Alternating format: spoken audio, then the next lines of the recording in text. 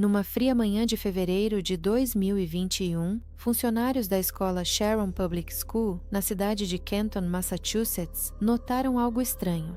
Uma de suas colegas, Sandra Birchmore, de 23 anos, já estava há alguns dias sem dar notícias. Após a recente tempestade de neve, isso poderia parecer apenas um atraso comum, mas no quarto dia ficou claro que algo estava errado. A polícia, chamada por colegas preocupados, foi até o apartamento dela, sem imaginar que em breve estaria no centro de uma das investigações mais confusas e chocantes, onde uma vida inocente se entrelaçou com mistérios, manipulações e segredos obscuros. Sandra Birchmore nasceu em 13 de maio de 1997, na pequena cidade de Stoneham, Massachusetts. Sua infância não pode ser chamada de tranquila. A mãe da menina, Denise, esteve gravemente doente durante toda a sua vida, o que afetava não apenas seu estado físico, mas também o bem-estar financeiro da família. O pai de Sandra estava completamente ausente de sua vida. Ele não participava nem de sua criação, nem do sustento financeiro. A responsabilidade pela menina recaía sobre Denise, seu companheiro e a avó materna, Gracie. A família tentava criar para Sandra ao menos uma aparência de estabilidade. Sua avó Grace desempenhava um papel importante em sua criação, muitas vezes substituindo a mãe quando esta precisava passar por tratamento ou enfrentava uma piora da doença. Em um ambiente onde os adultos lutavam ao máximo contra as dificuldades do dia a dia, Sandra aprendeu cedo a ser independente e responsável. Apesar das dificuldades, desde a infância, ela demonstrava interesse por atividades sociais e sentia admiração por pessoas de uniforme, fossem policiais ou militares. A formação de seu caráter também foi influenciada pelo fato de muitos parentes do lado materno servirem nas forças de segurança ou nas forças armadas.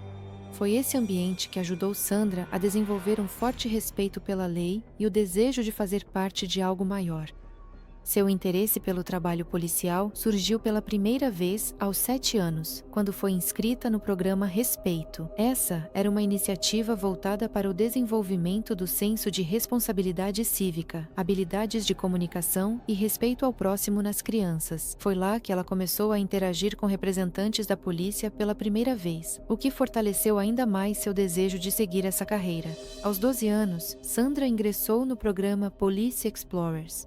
Esse projeto, que existia na cidade desde a década de 1970, era destinado a adolescentes interessados em seguir carreira nas forças de segurança.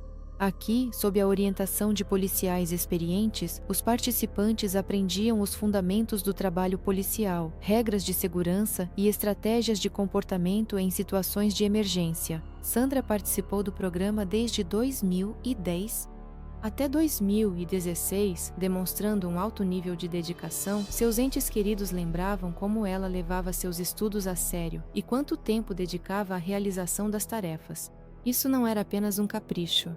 Para Sandra, o programa tornou-se uma forma de se aproximar do seu sonho. No entanto, o caminho dela não foi fácil.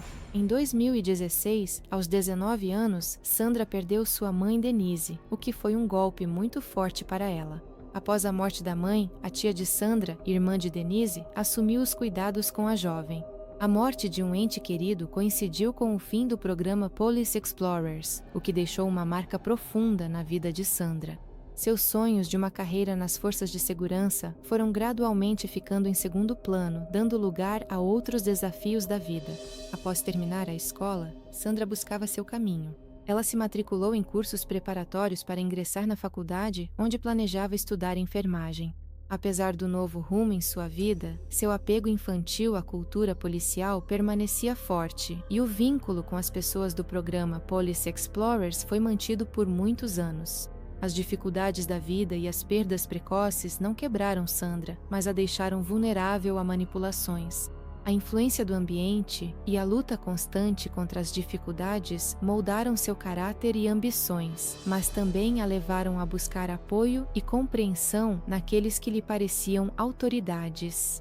Esses anseios, no final das contas, desempenhariam um papel fundamental em seu destino trágico. Em 2020, após terminar o ensino médio, Sandra Birchmore mudou-se para a cidade de Canton, localizada no condado de Norfolk, no estado de Massachusetts. A cidade, com uma população de cerca de 25 mil pessoas, era conhecida por sua atmosfera segura, o que a tornava um lugar atraente para famílias. A mudança representou uma nova etapa para Sandra. Ela começou a trabalhar como assistente de professor na escola Sharon Public School. Esse cargo permitia que ela ajudasse crianças com necessidades especiais, além de garantir uma renda estável. Sandra conheceu Matthew Farwell ainda em 2010, quando ela tinha 13 anos. No programa Police Explorers, ele trabalhava como instrutor. Matthew, que na época tinha 27 anos, rapidamente se tornou uma figura de autoridade para ela. A comunicação deles começou dentro do programa, mas com o tempo passou a ir além dele. Quando Sandra completou 15 anos, ela começou a receber mensagens de cunho pessoal de Matthew. Essa troca de mensagens marcou o início de um relacionamento em que foram usadas manipulações e pressão psicológica. Matthew, sendo mais velho e experiente, usou habilmente sua posição para estabelecer controle sobre ela. Com o passar do tempo, o relacionamento deles se desenvolveu, mas se tornou cada vez mais doentio. Matthew começou a demonstrar ciúmes excessivos, interessando-se por sua vida pessoal e limitando sua liberdade. Ele exigia constância de Sandra, relatórios constantes sobre onde ela estava e com quem se comunicava. Mais tarde, ele usou tecnologias para rastrear seus movimentos, o que aumentou ainda mais sua dependência dele. O ciúme e o controle por parte de Matthew, com o tempo, passaram a ser acompanhados por explosões de agressividade. O tom dele na comunicação frequentemente se tornava ameaçador, e as tentativas dela de manter a independência encontravam resistência. Matthew pressionava Sandra para que ela obedecesse às suas exigências, e qualquer discordância era vista por ele como traição. Apesar dos momentos tensos, Sandra continuava vendo em Matthew uma pessoa em quem podia confiar. Ela acreditava sinceramente que o relacionamento deles poderia mudar para melhor e frequentemente encontrava justificativas para o comportamento dele. No entanto, o controle e a pressão dele só aumentavam, minando sua autoconfiança e limitando sua liberdade. Esse relacionamento, que começou como uma amizade, gradualmente se transformou em uma união tóxica, da qual Sandra não conseguiu encontrar saída. O início de 2021 marcou para Sandra uma preparação intensificada para o papel de mãe. Apesar de todas as dificuldades de sua situação, ela planejava o futuro com entusiasmo. Começaram a aparecer coisas para o bebê em seu apartamento, encomendadas pela internet. Entre as compras recentes estavam roupas para recém-nascido, itens de cuidados com o bebê e enfeites para a festa. Sandra queria organizar esse evento para seus entes queridos, para juntos celebrarem sua gravidez. Ela pensava cuidadosamente em cada detalhe, desde as decorações até a lista de convidados, apesar das limitações financeiras. Seu entusiasmo e energia nesses dias surpreendiam seus familiares, que notavam que ela estava inspirada pelo futuro papel de mãe. Sandra também fez uma reserva para uma sessão de fotos de recém-nascido. Esse serviço estava agendado para o momento em que o bebê nascesse. Essa atitude ressaltava mais uma vez sua postura séria em relação à gravidez e à expectativa por uma nova fase da vida. No entanto, apesar de seus esforços, os familiares percebiam cada vez mais que ela enfrentava conflitos internos. Isso estava relacionado ao relacionamento tenso com Matthew, que continuava sendo uma figura importante em sua vida, mas cada vez mais se tornava uma fonte de estresse. Alguns dias antes dos acontecimentos trágicos, Matthew se comportou de maneira incomum. Ele foi até o apartamento de Sandra, alegando que queria ajudá-la a se preparar para a chegada do bebê. Ele pediu a ela acesso ao apartamento, as chaves e o código da porta, explicando que queria estar por perto em caso de emergência. Enquanto estava no apartamento dela, ele examinou o local, prestando atenção especial ao guarda-roupa no quarto. Depois que ele foi embora, Sandra contou à amiga que o comportamento de Matthew lhe pareceu estranho, embora ela tentasse justificar isso como preocupação da parte dele. Esse foi o último caso em que ela falou sobre suas suspeitas. Em 4 de fevereiro de 2021, colegas da escola Sharon Public School informaram à polícia que Sandra não dava notícias há vários dias e não aparecia no trabalho. Nos últimos dias, uma forte nevasca paralisou a locomoção na cidade e muitos funcionários não foram trabalhar. No entanto, a ausência de Sandra tornou-se motivo de preocupação. As tentativas de contatá-la por telefone não tiveram sucesso. Em breve, os policiais se dirigiram ao apartamento de Sandra para verificar seu estado. Quando os policiais chegaram ao local, tocaram a campainha e bateram na porta várias vezes, mas não obtiveram resposta. Um cheiro característico vinha da porta, que eles rapidamente reconheceram como sinal de decomposição. Isso serviu de base para a decisão de arrombar a porta à força. Ao entrarem no apartamento, os policiais encontraram Sandra no quarto. Ela foi encontrada enforcada na porta do armário, usando um cinto. O estado do corpo indicava que ela já estava morta há vários dias. À primeira vista, a cena não levantou suspeitas por parte da polícia. Os documentos deixados no local indicavam que não havia sinais de luta no apartamento. Os móveis não estavam revirados e a desordem geral correspondia ao estilo de vida de Sandra. No entanto, seus familiares, ao terem acesso ao apartamento após a remoção do corpo, encontraram várias inconsistências. Eles notaram que havia roupas molhadas na máquina de lavar, o que indicava que Sandra estava realizando tarefas cotidianas pouco antes de sua morte. Na mesa foram encontradas embalagens de itens encomendados para a criança que haviam sido entregues nos dias que antecederam a tragédia. Outro sinal alarmante foi uma corrente quebrada encontrada ao lado do local onde o corpo foi descoberto. Na corrente ficaram presos fios de cabelo de Sandra, o que poderia indicar uma ação física. Os familiares informaram à polícia que Sandra nunca tirava essa corrente, usava-a até mesmo durante o sono e o banho. Esse fato fez com que eles duvidassem da versão de que a jovem teria tirado a própria vida. Causou preocupação especial também o fato de que seu telefone, que Sandra usava diariamente e praticamente não largava, foi desligado um dia antes de sua morte e nunca mais foi ligado. Logo, os familiares exigiram que o caso fosse reaberto, pois todas essas inconsistências apontavam para uma possível interferência de uma terceira pessoa. Com base nos novos dados e nas informações sobre o relacionamento dela com Matthew, a polícia foi obrigada a reavaliar as conclusões iniciais.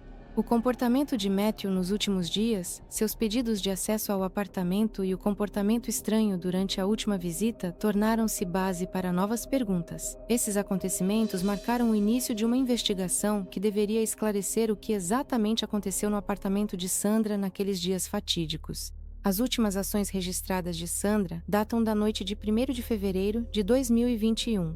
Câmeras de vigilância registraram o momento em que ela voltou para casa após o expediente, por volta das 17 horas. Algum tempo depois, ela saiu do apartamento para pegar um pacote com roupas infantis que havia encomendado anteriormente. Depois disso, Sandra apareceu novamente nas imagens. Ela estava tirando a neve do carro estacionado em frente à sua casa. Às 17h46, ela voltou para seu apartamento e esse foi o último momento em que foi vista com vida. Mais tarde, naquela noite, as câmeras de vigilância registraram outra figura-chave neste caso. Por volta das 9 horas da noite, Matthew Farwell apareceu no prédio. Ele entrou no edifício, subiu até o andar da Sandra e ficou em seu apartamento por cerca de 30 minutos. Nas gravações, é possível ver que ele estava vestido com roupas quentes e usava uma máscara cobrindo o rosto. Essa aparência parecia estranha, mesmo levando em conta as condições de inverno, pois ele claramente tentava esconder sua identidade. Após uma breve visita, Matthew deixou o prédio, mas no dia seguinte Sandra não apareceu no trabalho e não atendeu mais às tentativas de contato. O FBI começou a investigar as circunstâncias do caso do Zero. A primeira coisa que levantou dúvidas foi a inspeção superficial do local do incidente, além dos detalhes que foram negligenciados. Os agentes conseguiram descobrir que Sandra estava se preparando ativamente para a maternidade. Ela encomendava itens para o bebê, planejava uma festa e até reservava sessões de fotos. Esses fatos contradiziam a hipótese de suicídio. Também levantou suspeitas à natureza das lesões em seu corpo, que não correspondiam normalmente ao quadro desse desfecho. Ao analisar os registros do telefone de Matthew, o FBI descobriu mensagens apagadas, que conseguiram recuperar. Essas mensagens mostraram que o relacionamento dele com Sandra continuou por muitos anos e tinha um caráter manipulador. Sandra estava grávida de Matthew, o que se tornou um fator-chave no desenvolvimento dessa tragédia. Matthew não apenas negava a paternidade, mas também demonstrava agressividade, exercendo pressão psicológica e física sobre Sandra. Depois que Sandra contou a Matthew sobre a gravidez, ele mudou seu comportamento. Primeiro, ele tentou se distanciar, mas depois, ao perceber as possíveis consequências, voltou a entrar em contato com ela, o que gerou suspeitas adicionais após sua morte. Além disso, os investigadores conseguiram descobrir que Matthew era casado e tinha 3 filhos. Sandra sabia que ele tinha uma família e filhos. Durante a investigação, descobriu-se que, no outono de 2020, Sandra soube que a esposa dele estava grávida do 3º filho. Esse fato causou um grande abalo emocional nela e ela compartilhou isso com uma amiga. Em uma das mensagens, Sandra escreveu que pretendia contar à esposa de Matthew sobre o relacionamento deles, mas depois acabou não fazendo isso. Quando Sandra própria soube de sua gravidez, ela contou a Matthew, mas a reação dele foi agressiva. Ele não apenas duvidou de sua paternidade, mas ele também demonstrava relutância em reconhecer a criança, o que levou a novos conflitos entre eles. Seu comportamento tornava-se cada vez mais imprevisível e Sandra se queixava aos próximos sobre sua pressão e ameaças. Esse aspecto do relacionamento desempenhou um papel fundamental em seu destino e tornou-se um fator importante na investigação de sua morte. Durante a análise da correspondência entre eles, também ficou claro que Matthew controlava Sandra repetidamente, demonstrava ciúmes e recorria a ameaças. Os dados de que ele poderia ter usado sua posição de trabalho para pressioná-la tornaram-se ainda mais alarmantes. A investigação também trouxe à tona um problema mais amplo. Descobriu-se que Sandra não era a única vítima. A análise dos arquivos do programa Police Explorers, no qual Matthew atuava como mentor, revelou inúmeros casos relacionados à violação de limites entre instrutores e participantes. Sandra ingressou no programa aos 13 anos de idade e o relacionamento pessoal entre eles começou quando ela tinha apenas 15. Isso não foi apenas uma violação ética, mas também um crime direto, considerando a diferença de idade. Uma investigação aprofundada do programa Police Explorers revelou que sua estrutura criava condições para abusos. Desde a década de 1970, quando a iniciativa foi lançada, não foi implementada uma supervisão rigorosa sobre as ações dos mentores. Isso permitiu que alguns instrutores usassem sua autoridade para explorar os participantes. Além de Matthew, outros policiais também estavam envolvidos no programa e eram suspeitos de conduta imprópria. Entre eles estavam o irmão de Matthew, William, e o chefe deles, Robert Devine. Durante a investigação, foram identificados mais de 200 casos de abuso, muitos dos quais permaneceram ocultos por décadas. O que exatamente aconteceu dentro do apartamento de Sandra permanece desconhecido, mas os investigadores reconstruíram um quadro provável com base nas evidências. É possível que a conversa tenha se transformado em uma discussão. Quando Sandra voltou a tocar no assunto da gravidez, ela pode ter exigido que Matthew reconhecesse a paternidade ou oferecesse apoio, o que para ele significava o risco de ser desmascarado. A corrente quebrada encontrada perto do corpo indicava que pode ter havido uma luta entre eles. Segundo a versão da investigação, em algum momento Matthew usou a força para conter a resistência de Sandra. O telefone dela foi desligado logo após ele entrar no apartamento, o que pode indicar que ele o desligou de propósito para que Sandra não pudesse ligar para ninguém. A investigação do caso de Sandra não só levou à prisão de Matthew Farwell em 2024, mas também revelou problemas de grande escala nas forças de segurança da região. O programa Police Explorers foi encerrado, mas suas consequências continuaram a impactar a vida de muitas pessoas.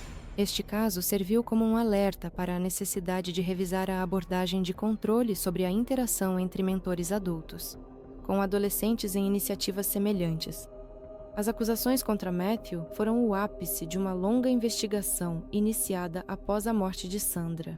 Em agosto de 2024, ele foi oficialmente preso e acusado de assassinato. A investigação apresentou provas que indicavam seu envolvimento no crime. Entre elas estavam mensagens recuperadas de seu telefone, indicando anos de manipulação e pressão sobre Sandra, além de imagens de câmeras de segurança que confirmavam sua presença no apartamento na noite da tragédia. Além disso, peritos apresentaram um laudo segundo o qual os ferimentos no corpo de Sandra não correspondiam à versão de suicídio, mas indicavam a natureza violenta de sua morte. As acusações incluíam não apenas assassinato, mas também inúmeros episódios de conduta imprópria em relação a Sandra durante o período em que ela era menor de idade. Os autos do processo mencionavam que Matthew usou sua posição de instrutor no programa Police Explorers para exercer controle sobre Sandra desde a sua juventude. Esses fatos, em combinação com outros dados, minavam suas declarações de inocência, que ele continuava a fazer mesmo após a prisão. Apesar de todas as provas reunidas e da grande repercussão pública, surgiram dificuldades significativas para responsabilizar outros suspeitos. Além de Matthew, o caso mencionava seu irmão William e o chefe Robert Devine, assim como outros policiais cujas ações vieram à tona durante a investigação.